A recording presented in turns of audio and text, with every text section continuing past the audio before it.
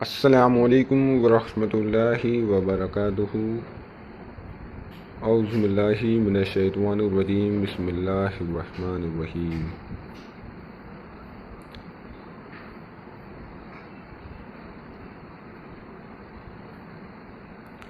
صلی اللہ علیہ محمد صلی اللہ علیہ وآلہ وسلم۔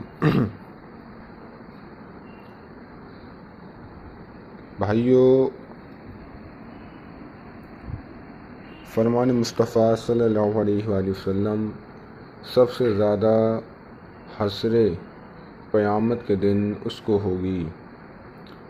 سب سے زیادہ حسرت قیامت کے دن اس کو ہوگی جسے دنیا میں علم حاصل کرنے کا موقع ملا مگر اس نے علم حاصل نہ کیا، اور اس شخص کو ہوگی جس نے علم حاصل کیا اور دوسرے نے تو اس سے سن کر نفع اٹھایا لیکن اس نے نہ اٹھایا، یعنی اس علم پر عمل نہ کیا۔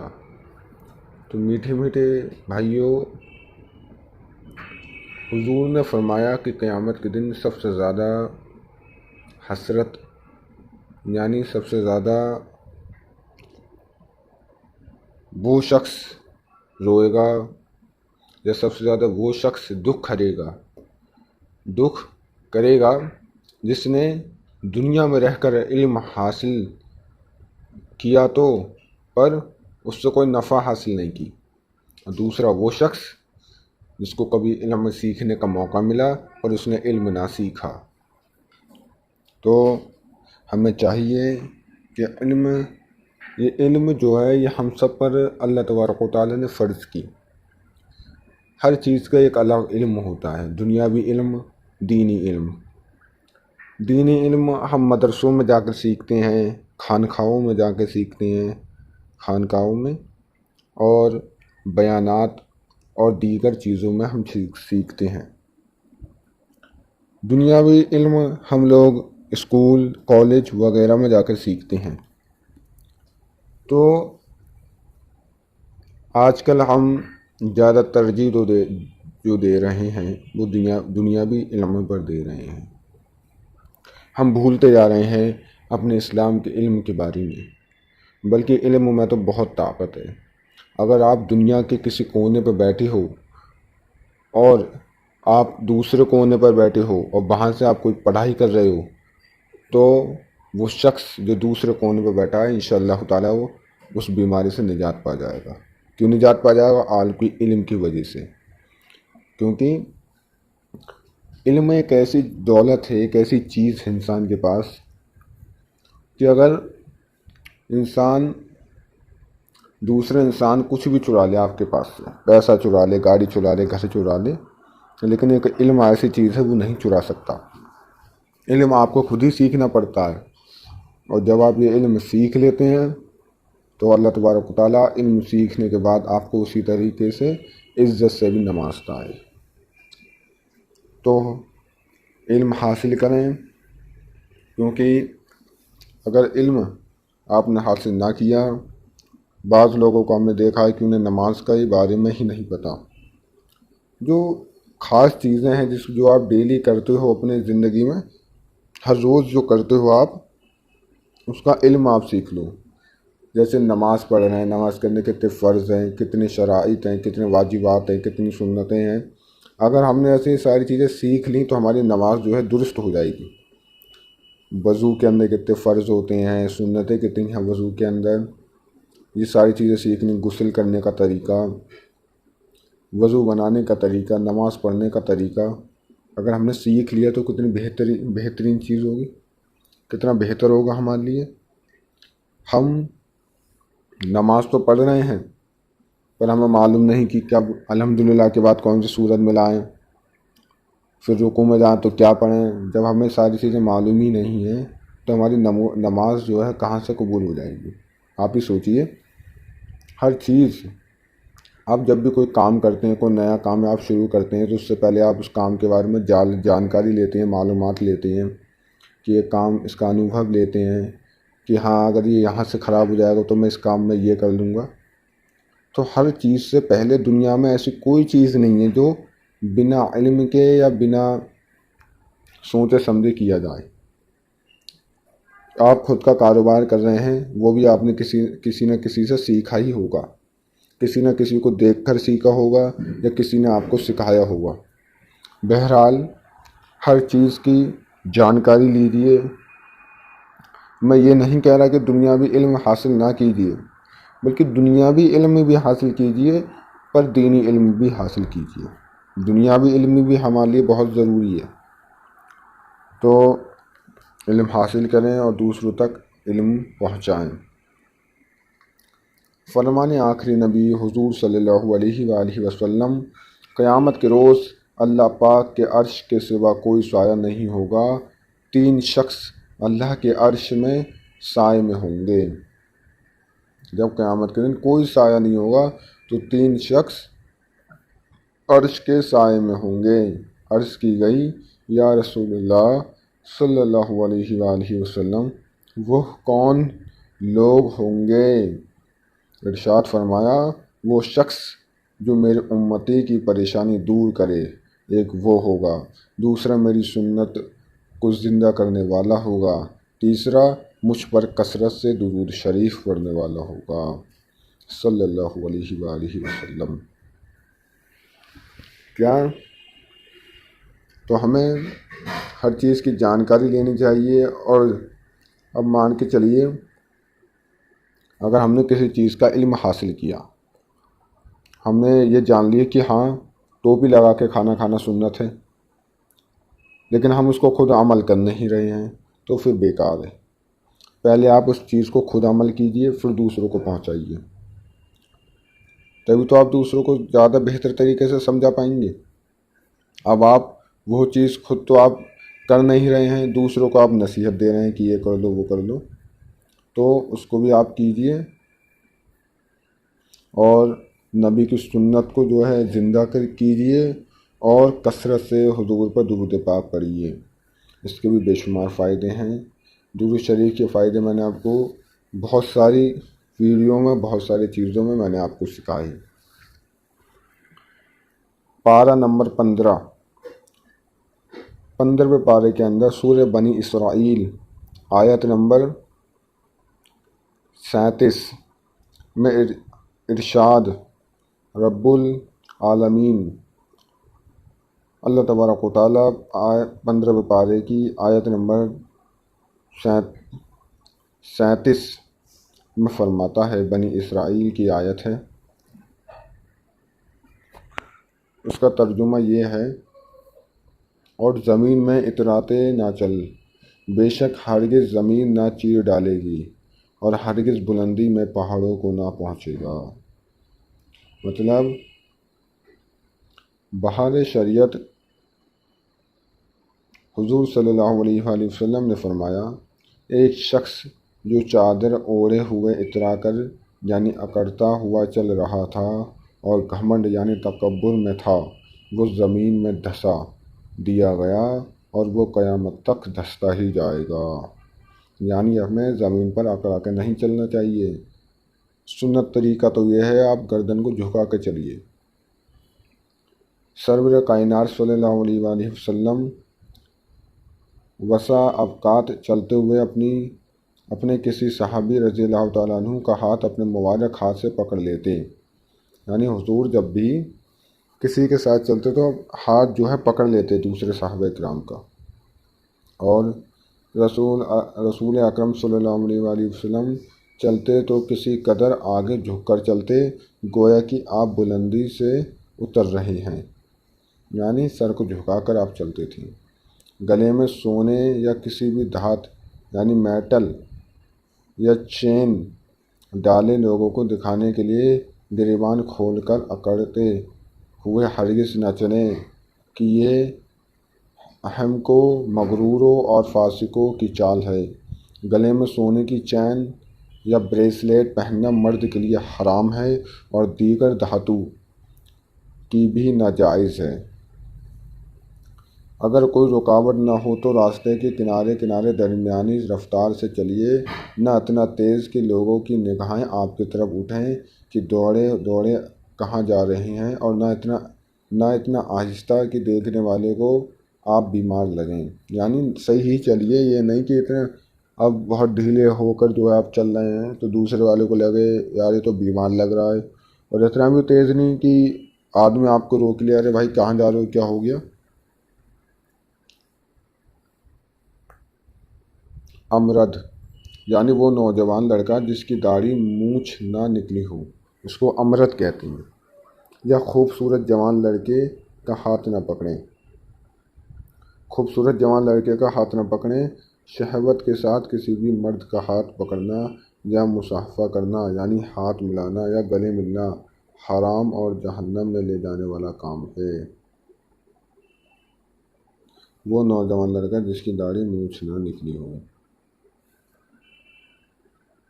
راہ چلنے میں پریشان نظری یعنی بلا ضرورت ادھر ادھر دیکھنا سنت نہیں، یعنی بلا وجہ آپ ادھر ادھر دیکھے جا رہے ہیں، یہ سنت نہیں ہے۔ نیچے نظریں کیے پروقار طریقے پر چلیے۔ حکایت: حضرت سیدنا حسان بن ابی سنان رضی اللہ رحمۃ اللہ تعالیٰ علیہ نماز عید کے لیے گئے۔ جب واپس گھر تشریف لائے تو اہلیہ یعنی بیوی صاحبہ کہنے لگیں، آج کتنی عورتیں دیکھیں، آپ خاموش رہے۔ جب اس نے زیادہ اصرار کیا تو فرمایا، گھر سے نکلنے سے لے کر تمہارے پاس واپس آنے تک میں اپنے پاؤں کے انگوٹھے کی طرف دیکھتا رہا۔ سبحان اللہ۔ اللہ والے راہ چلتے ہوئے بلا ضرورت ادھر ادھر دیکھنے سے بچنے کی کوشش کرتے تھے اور کرتی ہیں کہ شرعاً جس کی اجازت نہیں اس پر نظر پڑ جائے۔ یہ ان بزرگ رحمۃ اللہ تعالیٰ علیہ کا تقویٰ تھا۔ مسئلہ یہ ہے کہ کسی عورت پر خود بخود نظر پڑ بھی جائے اور فوراً ہٹا لے تو گناہ گار نہیں۔ کسی کے گھر کی بالکنی یا کھڑکی کی طرف بلا ضرورت نظر اٹھا کر دیکھنا مناسب نہیں۔ چلنے یا سیڑھی چڑھنے اترنے میں یہ احتیاط کیجیے کہ جوتوں کی آواز پیدا نہ ہو۔ راستے میں دو عورتیں کھڑی ہوں یا جا رہی ہوں تو ان کے بیچ میں سے نہ گزریں کہ حدیث پاک میں اس کی ممانعت آئی ہے۔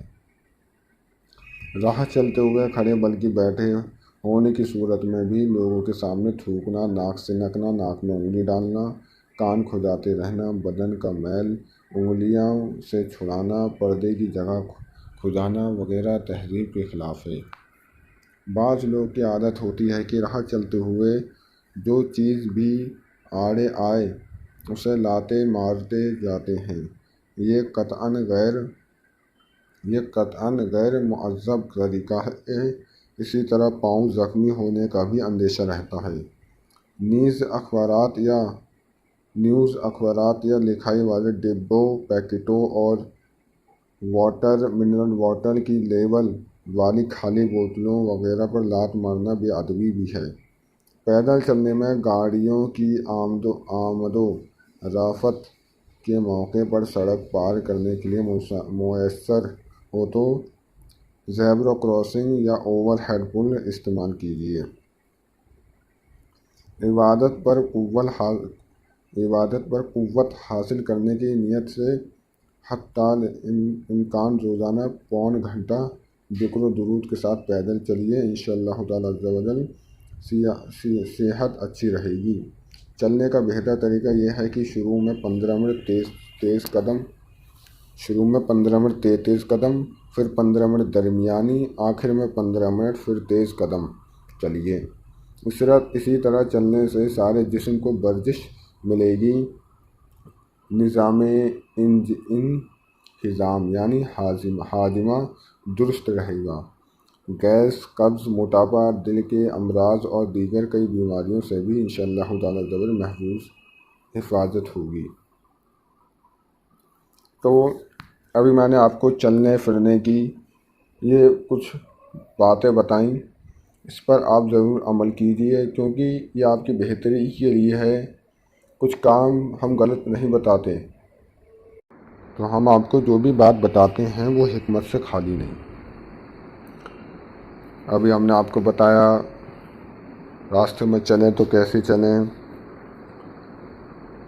چلنے کا بہتر طریقہ کیا ہے، اور اس سے ایکسرسائز قبض، موٹاپا، گیس اور دل کی بیماریاں اور کئی دیگر بیماریاں بھی انشاءاللہ تعالی عز و جل حفاظت میں رہیں گی، صحیح رہیں گی۔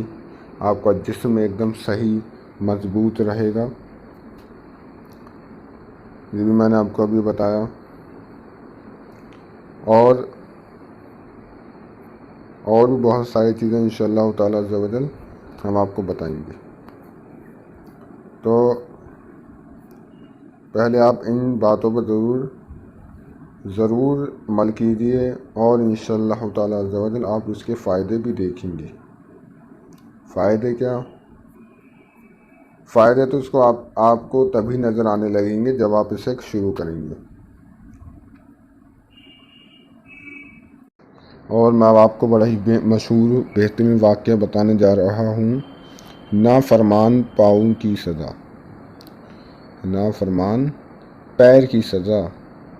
حضرت سیدنا عبد الرحمن بن زید رحمۃ اللہ تعالیٰ علیہ اپنے والد سے روایت کرتے ہیں، بنی اسرائیل میں ایک عبادت گزار شخص تھا جو دن رات اللہ کی عبادت میں مشغول رہتا۔ اسی طرح عبادت کرتے ہوئے اسے کافی عرصہ گزر گیا۔ ایک مرتبہ وہ چھت پر چڑھا تو اچانک اس کی نظر باہر کھڑی ہوئی ایک حسین و جمیل عورت پر پڑی تو اس کا دل عورت کی طرف مائل ہو گیا۔ وہ نیچے اترا اور اس نے ارادہ کیا کہ اس عورت کی طرف جاؤں۔ جیسے ہی اس نے گناہ کے ارادے سے اپنا ایک قدم دروازے سے باہر نکالا، فوراً اس کی عبادت اس کے کام آ گئی۔ اللہ عز و جل نے اس کی سابقہ عبادت کے سبب اسے اس گناہ سے محفوظ رکھا۔ چنانچہ وہ عابد اپنے اس فعل پر بہت نادم ہوا اور کہنے لگا، یہ میں کیا کرنے جا رہا ہوں، یعنی میرا دل گناہ کی طرف کیوں مائل ہو گیا۔ چنانچہ وہ وہیں رک گیا اور کہنے لگا، جس قدم نے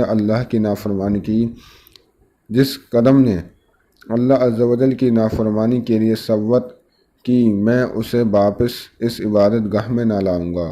پھر نافرمان پاؤں یا پیر، تجھ پر افسوس ہے کہ تو اللہ عز و جل کی نافرمانی کے لیے باہر نکلا، اب تو سزا کا مستحق ہے۔ خدا عز و جل کی قسم، میں تجھے کبھی بھی واپس عبادت گاہ میں نہ لاؤں گا۔ چنانچہ عابد نے اپنے اس پاؤں کو باہر ہی رہنے دیا۔ مسلسل سردی، گرمی، بارش اور دھوپ وغیرہ سے اس کا پاؤں گل سڑ کر جسم سے علیحدہ ہو گیا۔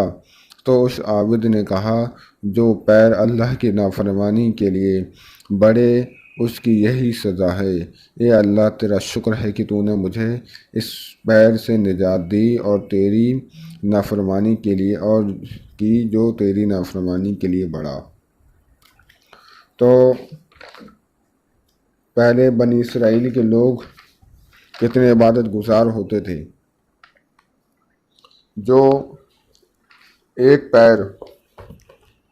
جو اگر ان کا ایک پیر گناہ کی طرف مائل ہوتا تھا تو وہ دوسرا پیر خود بخود روک دیا کرتے تھے اور پہلے والے پیر کو سزا بھی دیتے تھے۔ تو ہمیں اس سے ہدایت لینی چاہیے اور گناہ کے کاموں سے بچنا چاہیے، یہی ہمارے لیے بہتر ہے۔ اور ہمیں دوسروں سے بھی نصیحت حاصل کرنی چاہیے، یہ نہیں کہ ہم نے یہاں پہ ایک واقعہ سنا اور اس واقعے کو پھر ہم بھول گئے اور نہ اس کو ہم نے کچھ عمل کیا۔ اور ہمیں نماز پڑھنی چاہیے، نماز کو مت چھوڑو، کیونکہ نماز جنت کی کنجی ہے، اور جنت میں انشاءاللہ تعالی عز و جل ہمیں سب کو جانا ہے۔ ایک نہ ایک دن ہمیں سب کو مرنا ہے، تو کیوں نہ ہم ایک اچھا کام ہی کر کے جائیں۔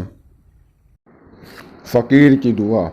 حضرت سیدنا ابراہیم حربی علی رحمۃ اللہ فرماتے ہیں، جمعہ کے دن میں نے حضرت سیدنا بشر حافی رحمۃ اللہ تعالیٰ علیہ کے پیچھے نماز ادا کی۔ اتنے میں ایک حال شخص کھڑا ہوا اور کہنے لگا، اے لوگو، ڈرو، کہیں میں اپنی بات میں سچا نہ ہو جاؤں۔ مجبوری کے وقت اختیار نہیں، جب کوئی چیز موجود نہ ہو تو سکون نہیں، کچھ موجود ہو تو سوال کرنا جائز نہیں۔ اے لوگو، اللہ عز و جل تم پر رحم کرے، میری مدد کرو۔ یہ سن کر حضرت سیدنا بشر حافی رحمۃ اللہ تعالیٰ علیہ نے اس فقیر کو ایک سکہ دیا۔ جب سکہ لے کر وہ جانے لگا تو میں اس کے پاس گیا اور کہا، تم یہ سکہ مجھے دے دو اور 1 درہم مجھ سے لے لو۔ اس نے انکار کر دیا۔ میں نے کہا 2 درہم لے لو۔ پھر اس نے پھر انکار کیا۔ میں نے کہا 10 درہم لے لو اور یہ 1 سکہ مجھے دے دو۔ یہ سن کر اس فقیر نے کہا، اے نوجوان، آخر اس سکے میں ایسی کیا بات ہے کہ تو اس کے بدلے 10 درہم دینے کو تیار ہو گیا؟ میں نے کہا، جس کے ہاتھوں تمہیں سکہ ملا ہے وہ اللہ عز و جل کا نیک بندہ ہے، یقیناً اس کی دی ہوئی چیز بھی برکت والی ہوگی۔ فقیر نے کہا، تب تو مجھے اس میں زیادہ رغبت ہونی چاہیے۔ ایک ولی اللہ کے ہاتھ سے دی ہوئی چیز میں کسی قیمت پر تمہیں نہیں دوں گا، میں اسے اپنی جان پر خرچ کروں گا تاکہ میری تنگ دستی دور ہو جائے اور میری حاجت پوری ہو۔ میں نے کہا، دیکھو یہ سعادت کسی کو ملتی ہے، اچھا تم میرے لیے دعا کرو۔ فقیر نے دعا دیتے ہوئے کہا، اللہ عز و جل تمہارے دل کو زندہ رکھے اور تجھے ان لوگوں میں سے بنائے جنہوں نے سب کچھ دے کر زندگی کی نعمتوں کو خرید لیا اور کسی بھی قیمت پر اکھر بھی نعمتوں کا سودا نہ کیا۔ اللہ عز و جل کی ان پر رحمت ہو اور ان کے صدقے ہماری بھی مغفرت ہو۔ صلو علی الحبیب صلی اللہ تعالیٰ علیہ وآلہ وسلم۔